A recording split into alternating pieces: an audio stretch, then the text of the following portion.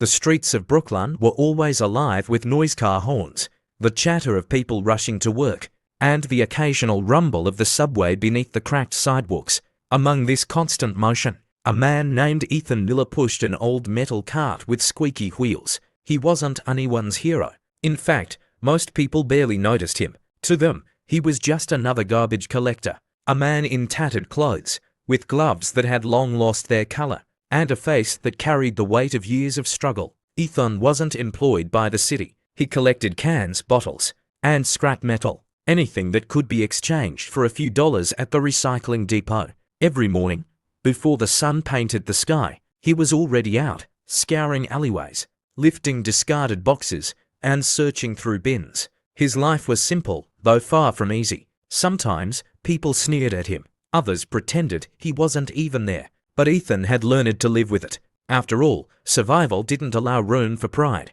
He had one dream left: to somehow rebuild the life he had lost when his small business collapsed years ago. But dreams, he thought, were a luxury for men who had more than he did. That morning felt no different. The September air was cool, and his breath showed in the early light. He pushed his cart down the narrow back street of a wealthy neighborhood where the garbage bins overflowed with things most people could never afford.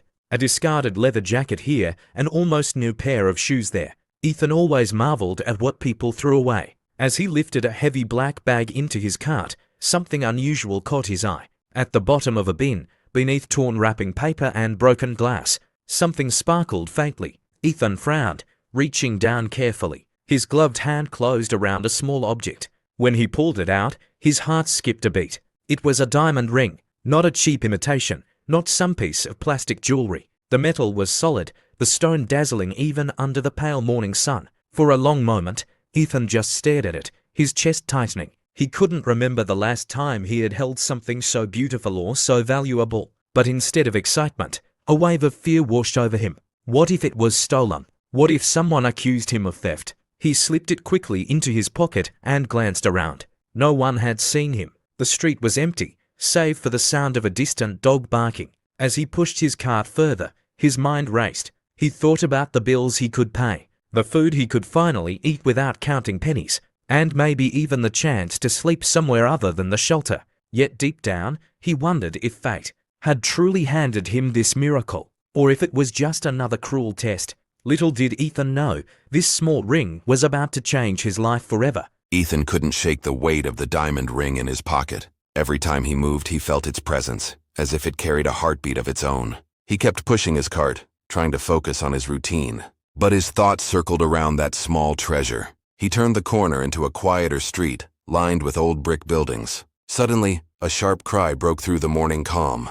Ethan froze, his hands tightening on the cart's handle. The sound came again, low, pained, and desperate. Following the voice, he spotted a man lying near the steps of a laundromat. His clothes were torn, his face pale, and one leg was twisted at an unnatural angle. Blood seeped through his jeans near the knee. The man looked like he had been hit by something, maybe a car, and left there. Ethan rushed forward. "Hey, are you okay?" The man groaned, trying to lift his head. "Help, please. I can't move." Ethan bent down, his mind racing. He wasn't a doctor, and he had no money to call an ambulance. Usually he would have walked past, telling himself it wasn't his problem. But something about the man's weak, frightened eyes stopped him.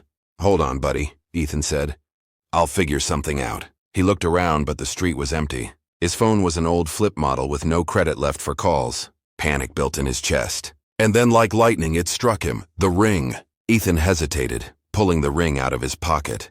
The diamond glinted as if mocking him. This wasn't just a trinket. It could be the key to saving this man's life. His mind waged a war. Sell it and change his own life? Or use it now for someone he didn't even know? The man whimpered, clutching his leg. That decided it. Ethan pushed his cart aside, slid the ring back into his pocket, and hauled the injured man onto the cart. The wheels squealed as he pushed with all his strength, sweat dripping from his forehead. He didn't know where to go, but the nearest hospital was at least 10 blocks away. "Hang on!" Ethan panted. "Just hang on." The man, half-conscious, muttered, "Why, are you helping me?" Ethan's throat tightened. Because someone has to. It took every ounce of strength, but he finally reached the emergency room entrance. Nurses rushed forward, pulling the man onto a stretcher. "Sir, are you family?" one of them asked Ethan. No, I just found him, Ethan replied, breathing heavily. Please, help him.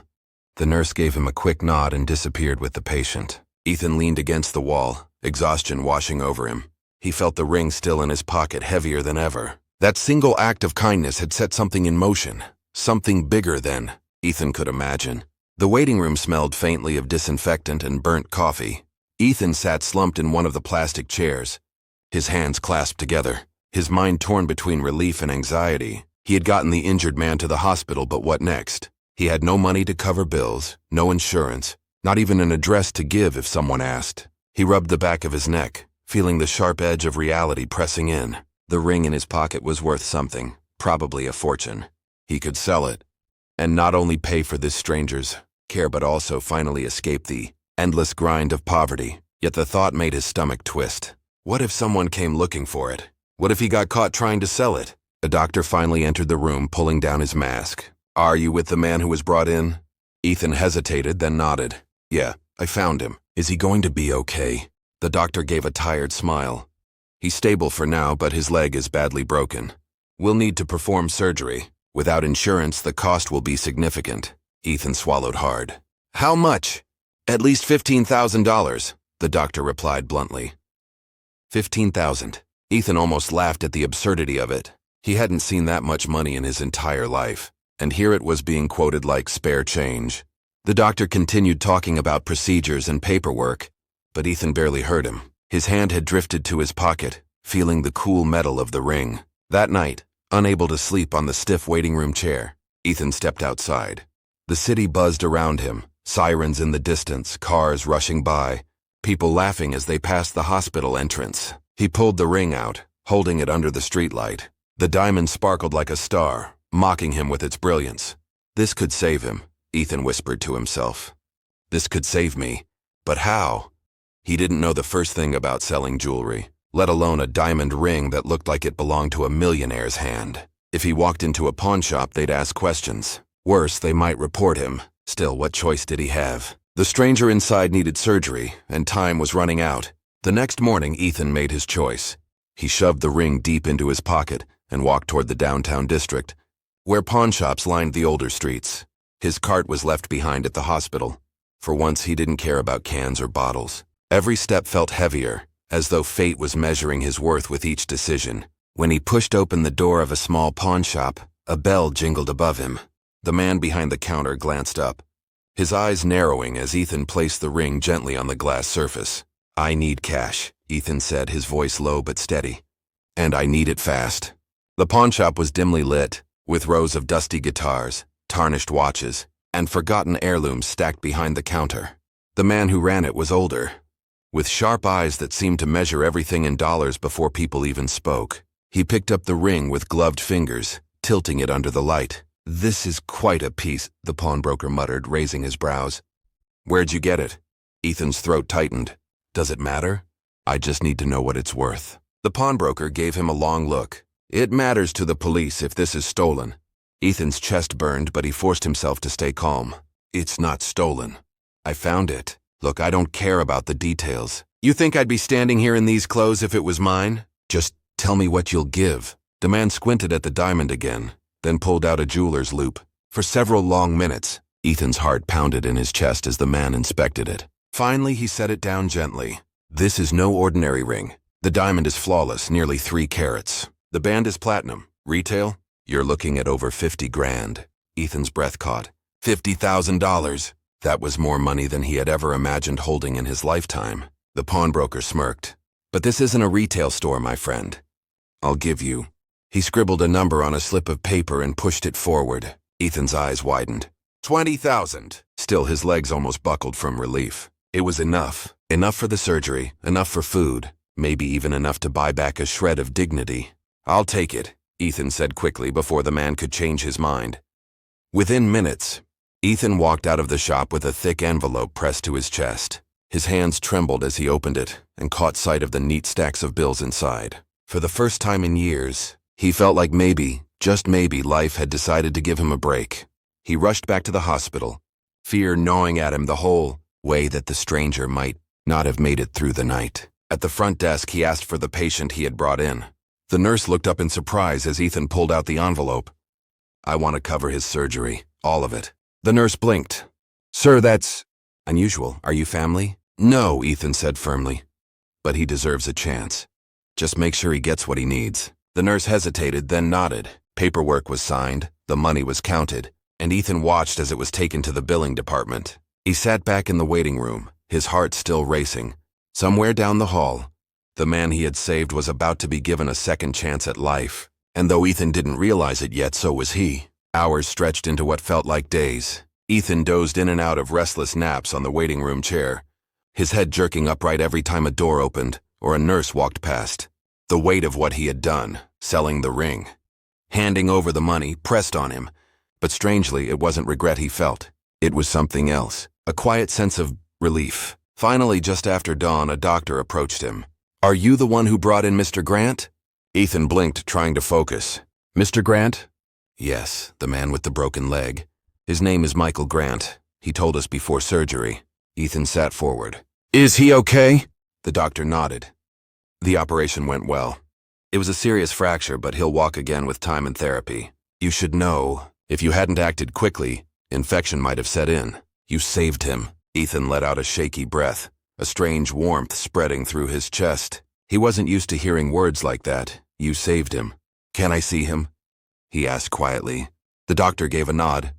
"He's resting, but you can go in for a few minutes." Ethan followed down the hall, his heart pounding. Inside the recovery room, Michael lay pale but breathing steadily, his leg wrapped in bandages, machines softly beeping beside him. His eyes fluttered open as Ethan stepped closer. "You," Michael's voice was hoarse. "You're the guy who found me." Ethan nodded. "Yeah, brought you here. They said the surgery went well." Michael studied him, his gaze sharp despite the medication. "They told me someone paid for it. That was you, wasn't it?" Ethan hesitated. "Don't worry about it. Just focus on getting better." But Michael shook his head weakly. No one does something like that for free. Not in this city." Ethan gave a half smile. "Guess I'm no one then." For the first time in years, he felt something stir inside. Pride. Not the false pride he used to carry when he had his business, but something deeper. He had given away the one thing that could have pulled him out of poverty. And yet somehow he felt richer. Michael's eyes softened. "I don't know why you helped me, but I owe you. More than I can ever repay." Ethan shrugged. "You don't owe me anything. Just get back on your feet. That's enough." He left the room quietly, but the words stayed with him. For the first time in years, someone had looked at him not with pity, not with disdain, but with gratitude. Outside, as the sun rose over the city skyline, Ethan realized his life had shifted. He didn't know where it would lead, but he sensed this wasn't the end of the story. It was only the beginning. The hospital became Ethan's second home over the next week. Every morning, after finishing his rounds with the cart, he would stop by to check on Michael. At first, the visits were short, just a nod, a quick, "How are you doing?" But soon their conversations grew longer. Michael was different from the people Ethan usually met. Despite his injury, he spoke with an energy that hinted at a life lived with ambition. He asked Ethan questions, real ones, not just polite small talk. "So what's your story?" Michael asked one afternoon, adjusting himself in the hospital bed. Ethan shifted uncomfortably in the chair beside him. "Not much to tell. Lost my business years ago. Been scraping by ever since. Collecting cans, bottles, doing whatever I can to survive." Michael studied him, eyes narrowing. "You owned a business?" "Yeah," Ethan said with a sigh. "Small hardware store. Thought I had it all figured out, but bad decisions. Debts? I lost everything. Wife left, house gone. Since then, it's just me and the streets." Michael didn't laugh, didn't sneer. Instead, he nodded slowly. "You kept fighting, though.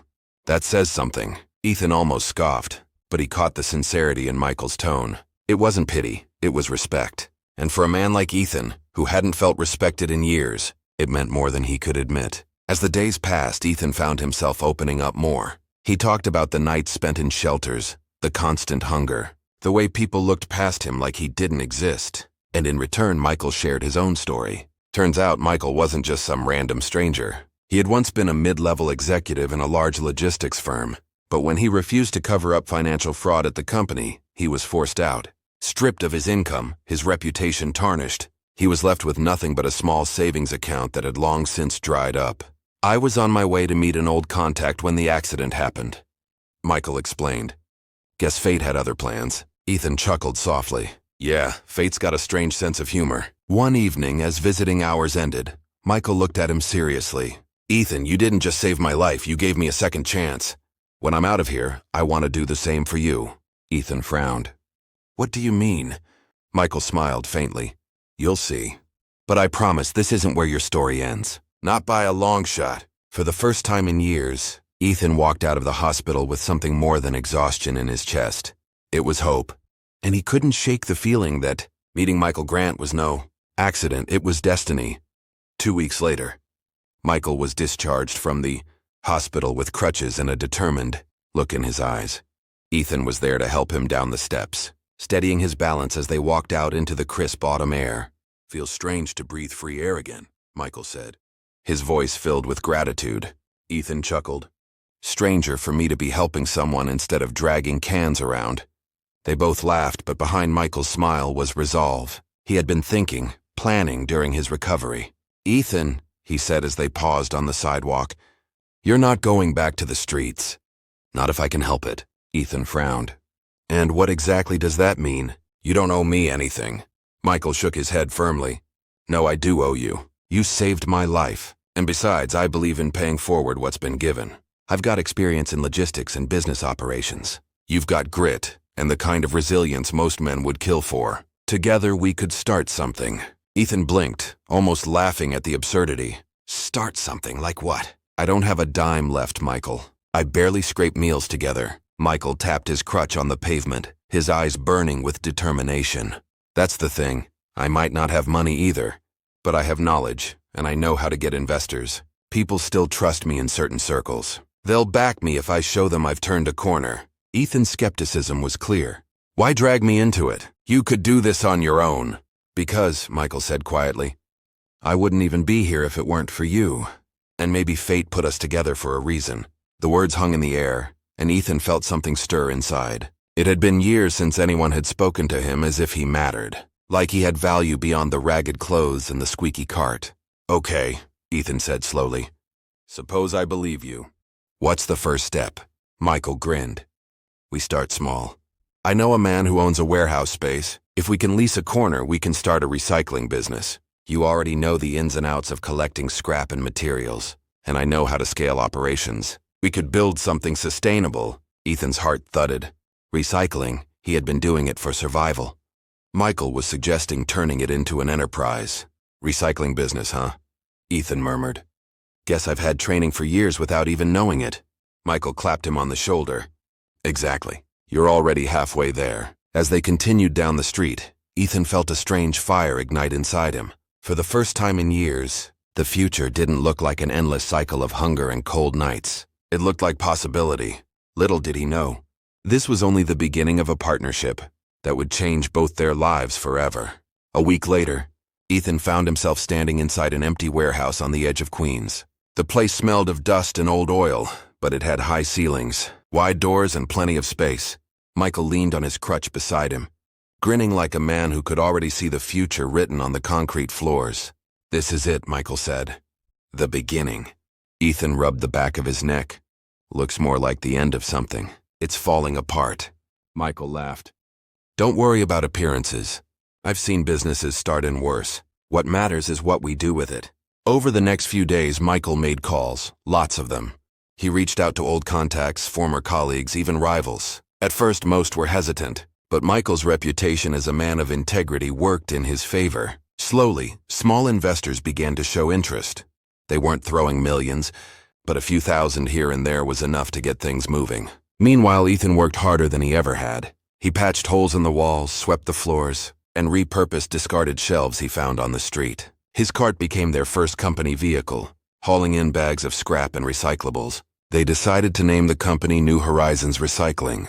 Michael explained it perfectly, because that's what this is, a new horizon for both of us. Their first customers weren't glamorous. Local restaurants let them take cardboard for free. Construction sites gave away broken wood and scrap metal just to avoid hauling fees. Ethan knew the routes better than anyone. He had spent years on those streets. What had once been a shameful survival tactic became a business advantage. At night, they would sit in the office, a dusty corner with a single desk lamp. and 2 rickety chairs and plan.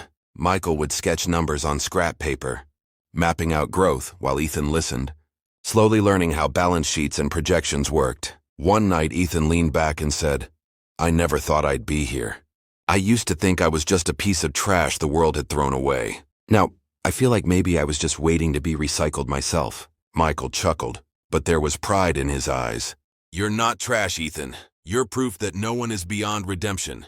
We're just giving the world a reason to see it." The weeks rolled into months, and slowly, New Horizons Recycling began to grow. The warehouse filled with neatly stacked piles of sorted materials. Trucks began to pull up, not just Ethan's squeaky cart. And for the first time in years, Ethan had money in his pocket that wasn't just coins scraped together at the recycling depot. It was earned with dignity. Standing in the middle of that warehouse one evening, Ethan realized something. The ring he had given up had bought more than a surgery. It had bought a future. By the start of winter, New Horizons Recycling was no longer just 2 men in a dusty warehouse. The business had grown, small but steady. They now had 3 part-time workers, old trucks rented from a local dealer, and a handful of loyal clients. For Ethan, every day felt like stepping into a life he never thought possible. One crisp December morning, Ethan arrived early as usual. The warehouse was cold, his breath misting in the air, but his heart was warm. He unlocked the doors and looked around at the organized stacks of recyclables. Cardboard in neat bundles, metals sorted into bins, plastics ready for shipment. This wasn't just survival anymore, it was achievement. Michael arrived a little later, leaning less on his crutch with each passing day. "Morning, partner," he greeted, his voice cheerful. "Morning," Ethan said with a grin. He liked that word, partner. He had never thought he'd hear it applied to him again. The 2 men set to work, while Ethan oversaw the sorting floor. Michael focused on building relationships. He had meetings lined up with larger corporations, pitching their services as a sustainable, cost-effective way to dispose of waste. More and more, Ethan watched in awe as Michael's sharp business sense opened doors he never knew existed. One evening, after a long day, Michael handed Ethan an envelope. "Open it," he said with a sly smile. Inside was a paycheck, not just a few dollars, but a real salary. Ethan stared at it, his throat tightening. "You're serious? You're paying me like this?" "Of course," Michael replied.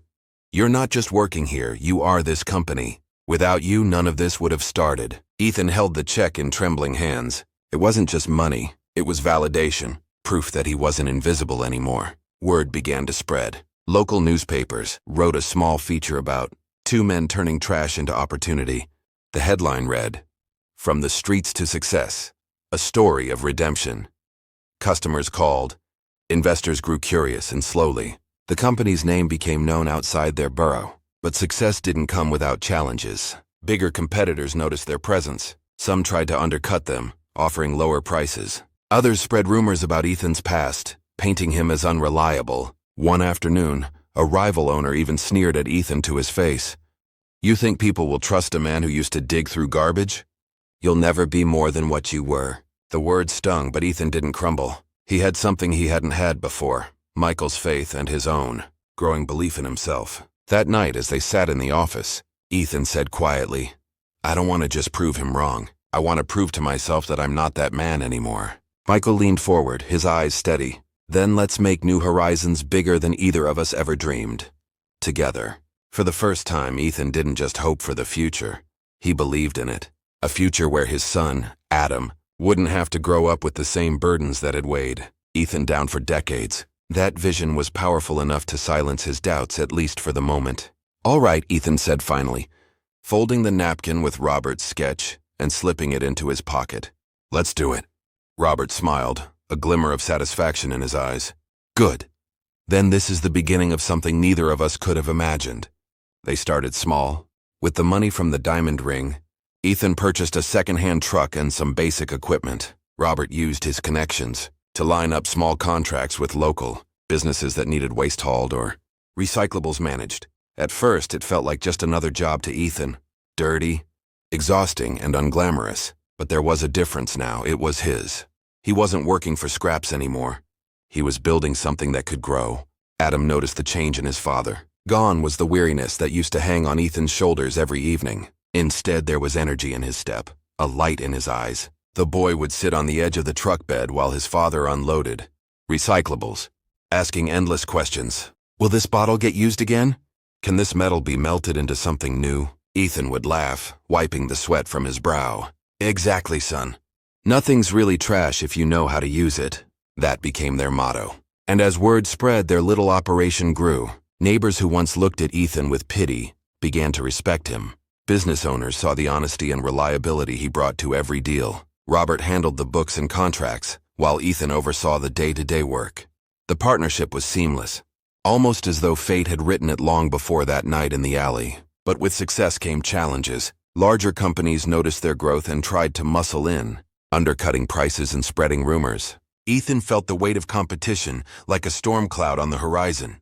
We can't fight these giants, he confessed to Robert one evening as they closed up shop. They've got money, machines, and men.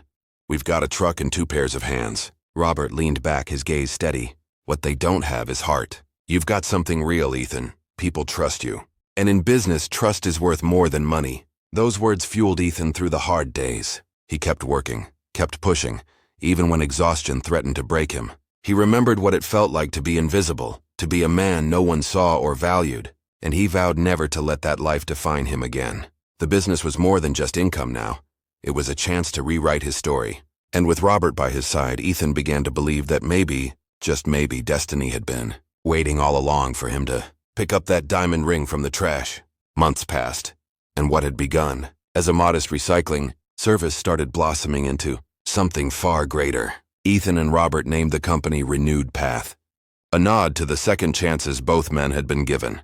The name resonated with people, customers, employees, and even strangers who heard their story. Ethan never forgot where he came from. Each morning he still rose early, the same way he had when he was collecting garbage. But instead of scouring alleyways for scraps, he drove to their small office, where a handful of employees now waited for instructions. They weren't just workers. Most were men and women who had once been down on their luck, just like him. Ethan hired them because he understood their struggles, and in turn, they gave their all for the company. Adam became their biggest cheerleader. At school, he proudly told his classmates, "My dad runs a company that saves the planet." Made Ethan's heart swell every time he heard it.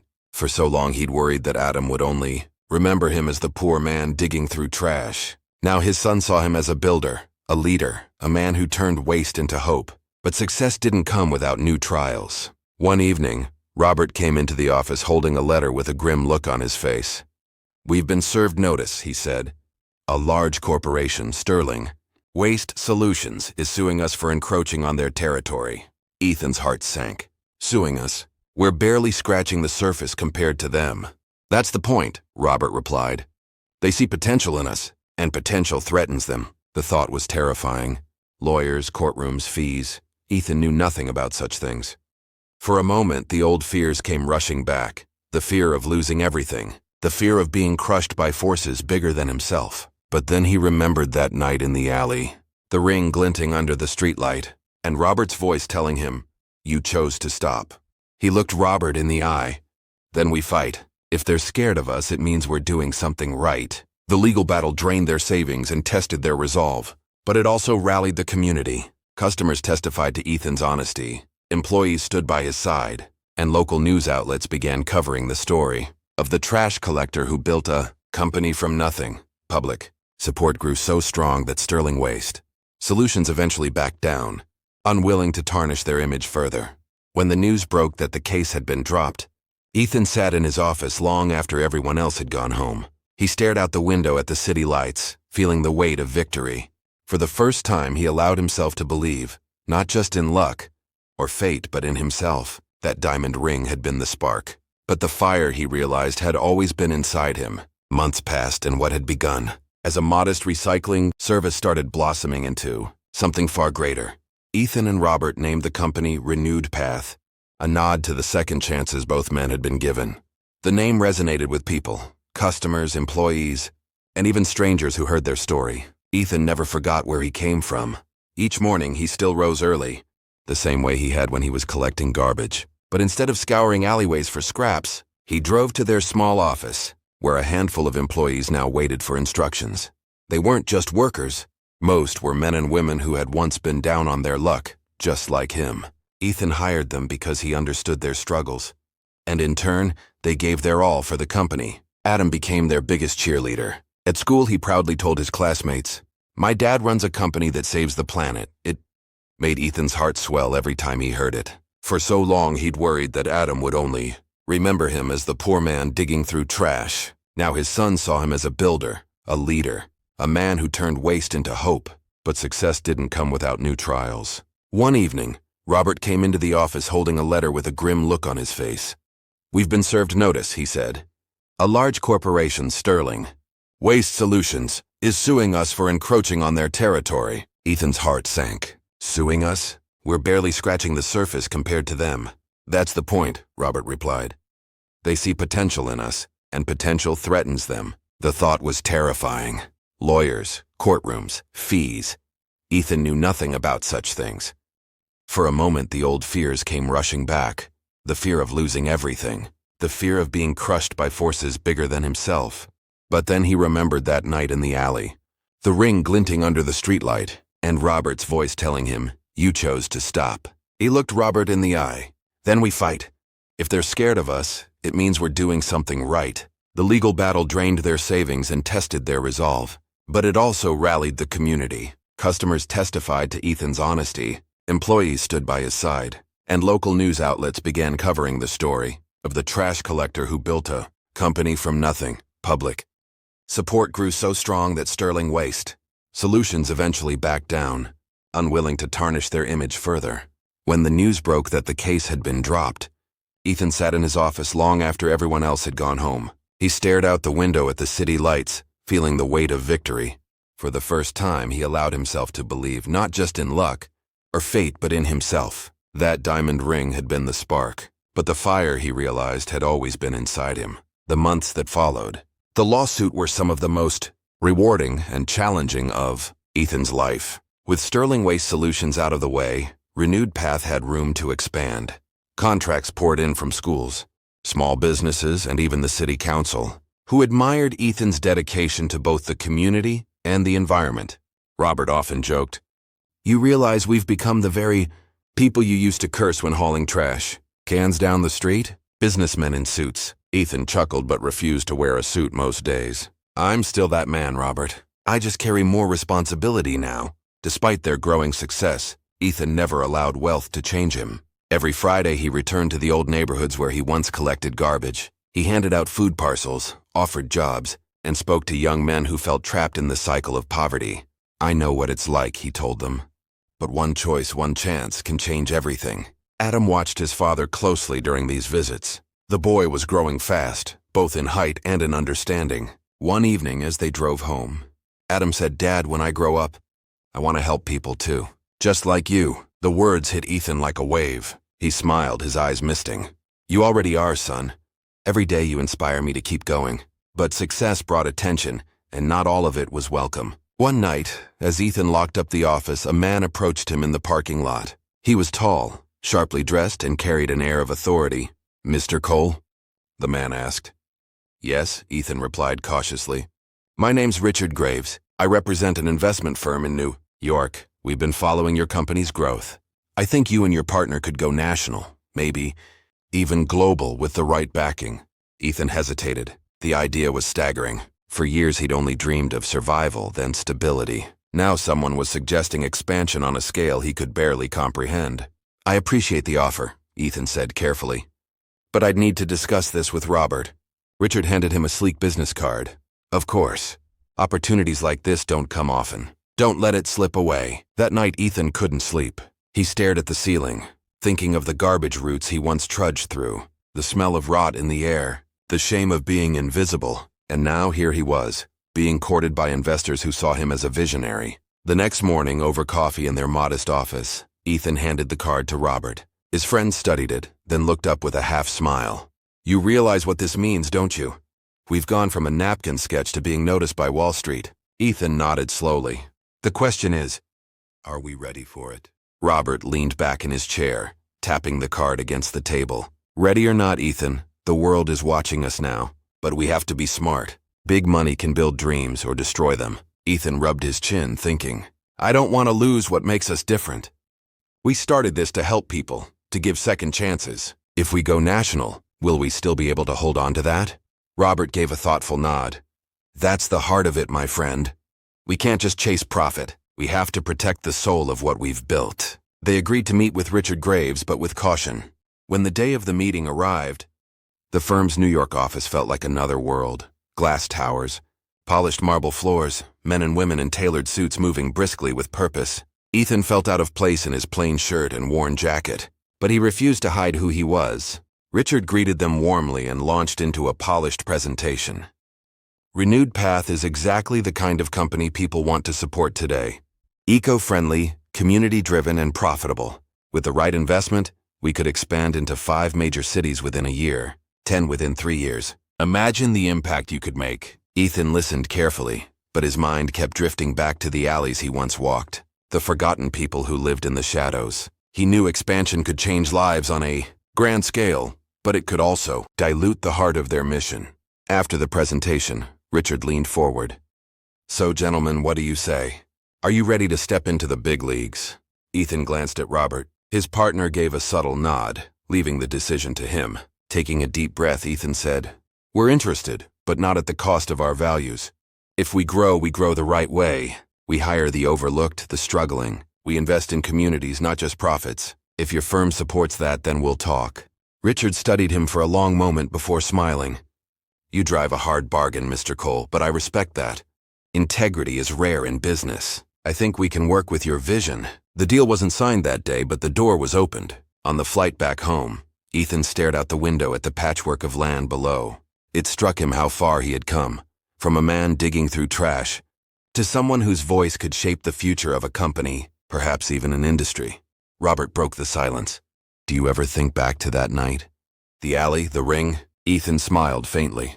"Every day.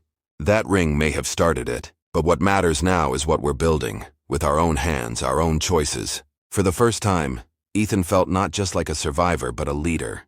The weeks following their meeting in New York were filled with long discussions, late-night planning, and more than a few heated debates. Ethan and Robert knew they stood on the edge of something much bigger than themselves. Expansion meant opportunities, but it also meant risks that could affect not only their lives, but the lives of every worker who had placed trust in them. One evening, Ethan sat with Adam on the porch, watching the boy sketch robots in his notebook. "What are you drawing this time?" Ethan asked. Adam grinned. "It's a machine that takes trash and turns it into toys. That way kids can play with things instead of throwing them away." Ethan chuckled, ruffling his son's hair. "That's genius, kiddo. You know, you might just be the future of Renewed Path." The boy's innocent words struck Ethan harder than he expected. Everything he was building wasn't just for today. It was for tomorrow. For Adam's world. That thought gave him strength. The following week, Robert finalized terms with Richard Graves' firm. They agreed to back Renewed Path's expansion under one condition. Ethan and Robert would remain the final decision-makers in all operations. It was an unusual deal, but Richard seemed genuinely impressed by their determination to hold on to their mission. With the investment secured, things moved fast. New trucks, new employees, new branches in 2 neighboring cities. It felt like watching a dream come alive in real time. Ethan traveled often, meeting with new hires, sharing his story, and reminding everyone what their company stood for. He wasn't just the CEO. He was a living example of what second chances could create. But with growth came stress. Long hours pulled Ethan away from home, and Adam began to notice. One night, the boy asked quietly, "Dad, are you going to be gone all the time now?" The question pierced Ethan's heart. He pulled Adam close and said, "Never forget, no matter how busy I get, you are the reason I'm doing all of this. One day I'll make sure we spend more time together than ever." Robert, too, saw the toll the work was taking. "You need balance, Ethan," he warned. "Success won't mean much if it costs you your family." Ethan nodded, knowing his friend was right. It was a lesson he would have to learn as the company grew. How to hold on to the people who mattered, most while chasing a vision that stretched far beyond his own life. Still, whenever doubt crept in, Ethan reminded himself of the journey, the alleys, the shame, the night he found the diamond ring. It all felt like a lifetime ago. Now he was no longer the invisible garbage man. He was Ethan Cole, founder of a company that turned trash into treasure and despair into hope. And yet he sensed the story wasn't over. The ring had given him a beginning, but destiny, he knew, had more chapters waiting to be written. Renewed Path's success began to ripple far beyond Ethan's small city. Local newspapers ran stories about the garbage man who became a millionaire, and national magazines soon picked it up. Ethan found himself invited to conferences, environmental summits, and even television interviews. For the first time in his life, people weren't ignoring him, they were listening. On one program, a journalist asked, "Mr. Cole, do you ever regret the years you spent collecting trash before you found success?" Ethan smiled softly. "Not at all. Those years taught me humility. They taught me what real struggle looks like, and they taught me to see value where others only see waste. Without those lessons, I wouldn't be here." The audience applauded, but Ethan noticed Adam sitting in the front row, beaming with pride. That was all the recognition he needed. Despite the fame and the expanding business, Ethan stayed true to his roots. He kept his old garbage cart, polished now, displayed in the lobby of Renewed Path's headquarters. "This is where it all began," he would tell new employees. "Never forget your beginnings. They are the foundation of everything you'll build." Robert continued to be the steady anchor in the whirlwind of growth. He handled the investors, the legal contracts, the fine print that made Ethan's head spin. But he also reminded Ethan to pause, to breathe, to live. "Money and success are tools," Robert often said. "What matters is how you use them." Not everyone admired their rise. Rivals, especially larger corporations, tried to buy them out, merge with them, or sabotage them through backroom politics. But Ethan refused to sell.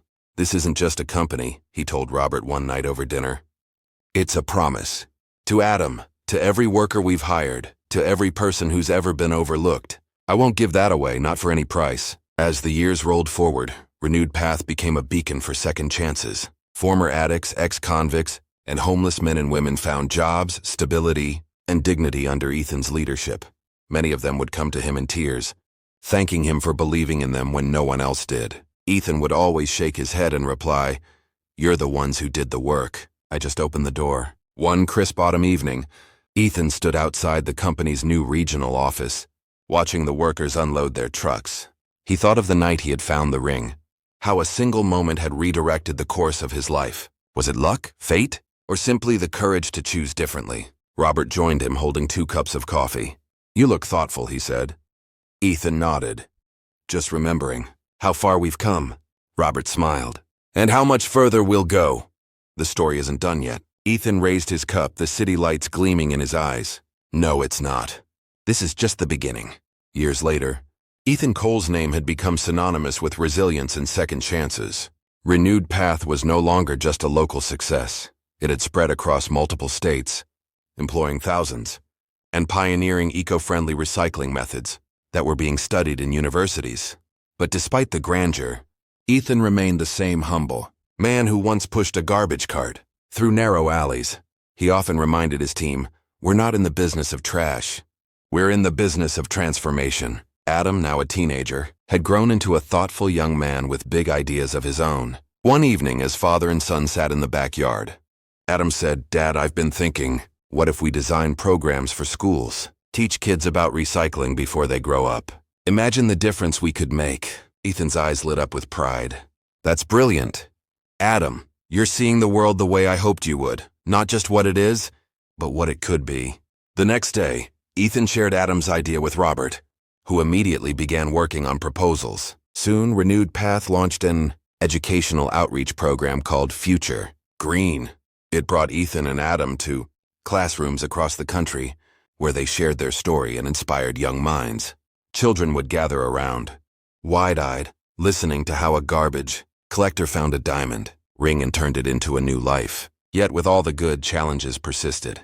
Ethan's growing visibility attracted envy. A group of investors who had once tried to buy Renewed Path began spreading rumors that Ethan's rise was built on luck, not hard work. Some even whispered that the story of the diamond ring was a lie, made up for publicity. When Robert showed him the articles, Ethan sighed. "Let them talk. The people who know me, the ones whose lives we've touched, they know the truth. That's all that matters." Robert agreed, but he also reminded Ethan that reputation could shape the future. Sometimes silence is powerful. But sometimes you have to speak, not for yourself, but for everyone who believes in you. So Ethan agreed to a televised interview, this time not in a glossy studio, but in the very alley where his story had begun. Standing before the cameras, He held up the old garbage cart and the diamond ring, now framed in glass. "This is where I came from," he said, his voice steady. "I was invisible once. People walked past me like I didn't exist. But I learned something.